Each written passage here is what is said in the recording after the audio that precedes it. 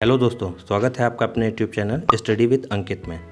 भारत की संस्था इसरो को अभी 2 सप्ताह से कम समय हुआ है चंद्रयान 3 की सफल लैंडिंग कराए हुए और इसरो ने अपना अगला मिशन आदित्य L1 लॉन्च कर दिया है। आदित्य L1 की सारी इन्फॉर्मेशन आज के हम इस वीडियो में जानेंगे। सोलर मिशन की बात करें तो भारत की संस्था इसरो के अथक प्रयास से भारत चौथा देश बन गया है जिसने सोलर मिशन को किया है। अब हम बात कर लेते हैं भारत से पहले कौन से देश हैं जिन्होंने सोलर मिशन में पार्टिसिपेट किया है। तो इस लिस्ट में पहला नाम आता है अमेरिका की स्पेस रिसर्च ऑर्गेनाइजेशन नासा का। सेकंड है जर्मनी। थर्ड है ESU यानी कि यूरोपियन जितने भी देश हैं उनकी एक संस्था है जो स्पेस रिसर्च का काम करती है।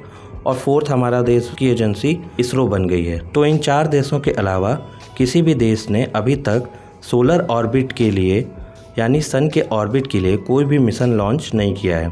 आप देखेंगे कि मून के मिशन में हम 4th कंट्री थे जिसने मून पर सॉफ्ट लैंडिंग की थी।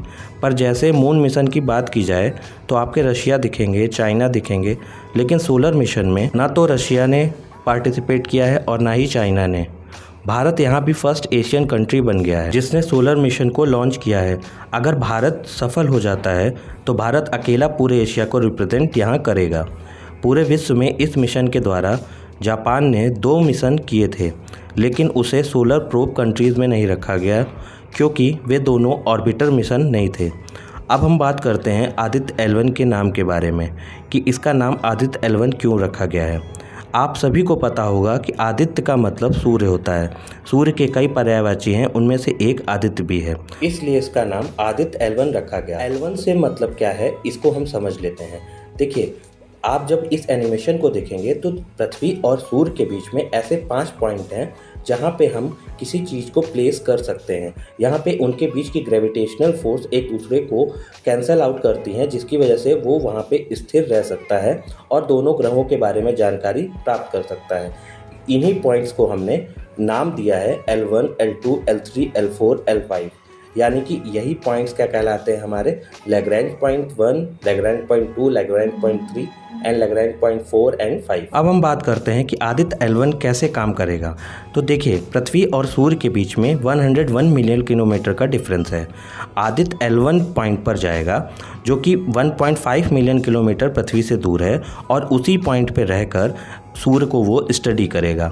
अब हम समझते हैं कि L1 पॉइंट का नाम L1 कैसे पड़ा। आपने देखा है कि पृथ्वी, सूर्य और चंद्रमा के बीच में ऐसे कई सारे पॉइंट्स हैं, यानी कि L1, L2, L3, L4 and L5।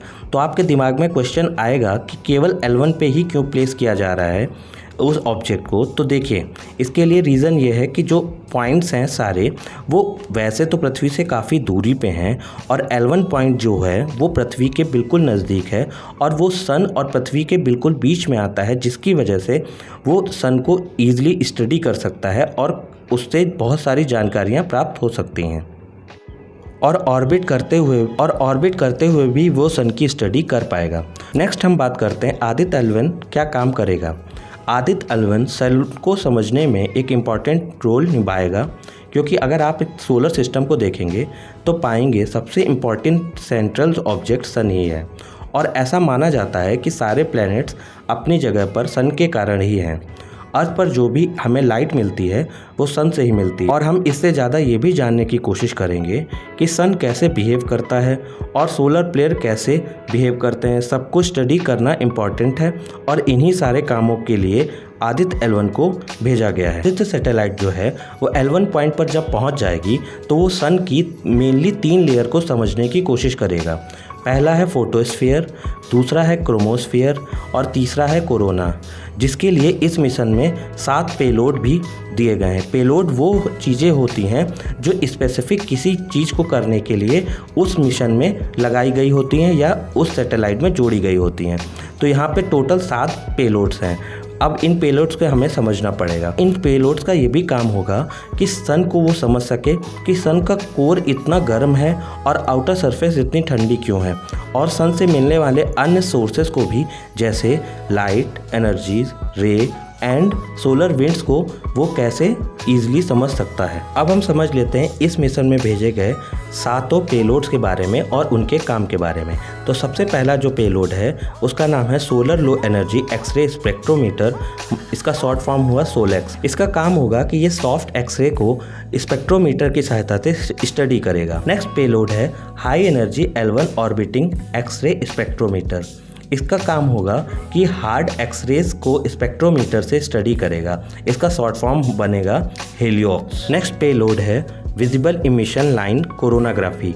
इसका काम होगा कि ये जितने भी कोरोना यानी कि कोर का इसका काम होगा कि ये इमेजिंग स्पेक्ट्रोस्कोपी करेगा। अगला पेलोड है solar ultraviolet imaging telescope means SUIT. इसका काम होगा कि ये फोटोस्फीयर और क्रोमोस्फीयर को स्टडी करेगा। अब हम बात करते हैं नेक्स्ट पेलोड की, Aditya solar wind particle experiment यानी कि एस्पेक्स। इसका काम होगा कि ये प्रोटॉन के हैवी आयंस को स्टडी करेगा।